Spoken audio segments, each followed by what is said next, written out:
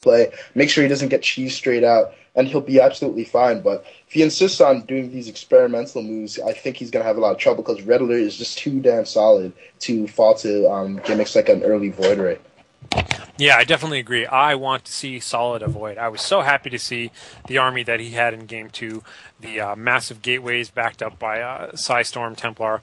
I would love to see more of that, not necessarily that army, but just the idea of just a big, solid, in-control Protoss, and not these kind of, skirting around like non-standard sort of techniques that he was doing. I'm sure that strat that he was employing had its time and its place, and he probably saw it somewhere, but made very little sense to me in terms of how he actually executed it. But just do more one base all-ins, man, is Reddit's comment, or RedAlert's comment, so we'll see where Avoid's going. Okay, there we go. Oh, there's that weird little denial of information thing once again. Yeah, there we go. I was like, Avoid never cheeses, and of course the pylon was in the back of his base, not the usual location. So every second you can delay your opponent from seeing your tech counts, even if it's just a gateway. Because if he doesn't see a gateway, he might think you're getting cheesed, and on a two-player map like this, I don't think RedAlert knows Avoid's playstyle, so he could expect a cheese maybe. But yeah, Avoid gonna move in here with that probe. Should run away. I hope he's microing. Ooh, and take a few too many hits than he really needs to. Just gonna move back and recharge. But yeah, as Harlequin was saying, I mean, if he just plays standard, I think there's no reason he should really lose, unless RedAlert does like some 3 racks all in off one base, which can be very, very difficult to stop. But even on a map like this, I mean, you have a nice, easily defensible ramp. So this is a good map. It's definitely one of my favorite new ones added to the map pool. Unlike a map like Delta Quadrant or Shakuras Plateau. Well, I'm not sure about Shakuras yet, but unlike a map like Delta Quadrant, it's definitely a lot or whatever. But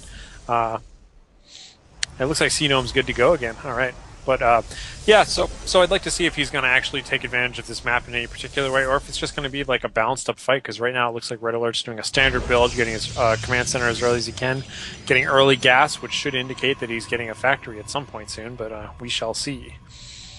Yeah, and I like I see that Avoid is still staying on one gas, and I think RedAlert's going to scout through. So this is sort of like the KCDC fast expand build, where you actually just get one gas. You produce out of that one gate constantly. Most players actually chrono out of that one gate, so you just have enough units, and then you can defend against any really, really early push, like the concussive shell push that we see coming from RedAlert. Mm-hmm. And it looks like for RedAlert, this is just a standard PvT build. I mean, he doesn't look to kill with it, only to wound.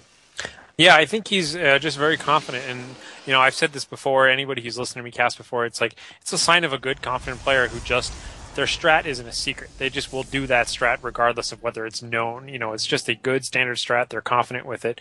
You can tell he's not even trying to put up a factory or anything like that. He's just solid with bio. He wants to start with concussive shells. He knows with micro it'll counter any sort of warp gate units, and he's just going to go with it. So I respect that, and I'm glad he's doing it again, and hopefully Avoid will adapt accordingly and not try anything too crazy. And here's that early game push, too. I love that RedAlert just has a good sense of how many units are out when. We saw him do this last time where he has the one SCV kind of leading the crew so he can keep the army in the back and then just kind of bait the enemy along with the SCV and then make a decision if he wants to engage or not. I think that's a really smart move. Yeah, and I think this is a really dangerous situation for Void because he doesn't realize that SEV is back there. So once RedAlert decides to move out, and I think he already suspects that there's a fast expand going on, RedAlert could just tack on another barracks and try to all in one base. And there we go. Void, he actually skirted right by the bushes with his Zealot and didn't attack it. And now you have a denial of information you're talking about didn't come into effect, so he's going to be in big trouble. And yes, RedAlert responding exactly appropriately by getting up a third Rax, and I think Avoid's going to be very, very hard pressed to defend this. So this is a textbook KCDC fast expand, but I don't know if he's going to be able to execute it because one of the weaknesses of the build is a move like this. Mm-hmm. Yeah, I agree. I think he needs more presence in the battlefield. He's definitely seen the tempo of RedAlert's pressure and knows that RedAlert's army is just going to get bigger and bigger and bigger. And I don't think he can afford to drop a beat and not get his own army larger in order to get up a Nexus. It's a weird move, and if he had cannons or something, I might say, oh yeah, that's kind of defensible. But we'll have to see if he can maintain the numbers or not. Yeah, and he's going to scout out with that probe. He's going to see that there's a pretty big army massed up there, unless he goes to the wrong watchtower, which it looks like he's doing. But I don't know. I fear for a Void right here. I'm not really sure how he's going to hold off a 3 racks off of 2 base. He only has 3 warp gates right now. He is making another one, but 4 gate versus 3 racks. I think the 3 racks is going to win, especially when there's been constant production like this. Yep, totally agree. So his 4 gates just getting in here, but he just doesn't quite have the money yet to really capitalize on that. I think he can only make 1 or 2 units out of it tops. So he's really not going to be able to produce out of all 4 gates just yet. So it seems like he's a little ahead of himself. At the same time, though, I kind of am disappointed that RedAlert is not being more aggressive, that he isn't taking advantage of the fact that, I should be kind of poking up there. I think he just, we've kind of seen this from him. This passivity on his part is more just kind of a confidence in his late game ability. He's just fine with just sitting in the middle of the map and just doing his own thing because he knows his own tempo. So we'll see if his intuition pays off. Ooh, and an all-in is actually coming out of this. Wow, so, look at that. Oh dear, Avoid will not be happy with this, and I don't have too much confidence in his ability to defend this because he just doesn't have enough units on the field. Maybe he could have dealt with that smaller bio ball, but now that the SEVs are out, he's going to be in big, big trouble. And he does have 4 gates, and he's warping in an additional one, I believe. Or, no, just a robotics facility and a Twilight Council, and he has not scouted this, so he's not going to be in position. All of his Zealots are on the wrong side. He is in huge trouble. I don't think there's anything he can do to stop this push right here. Wow.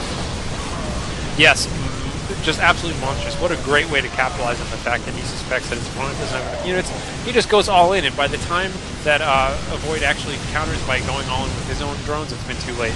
All of his units sat there and shot the SCVs while Stimmed RedAlert just took it all.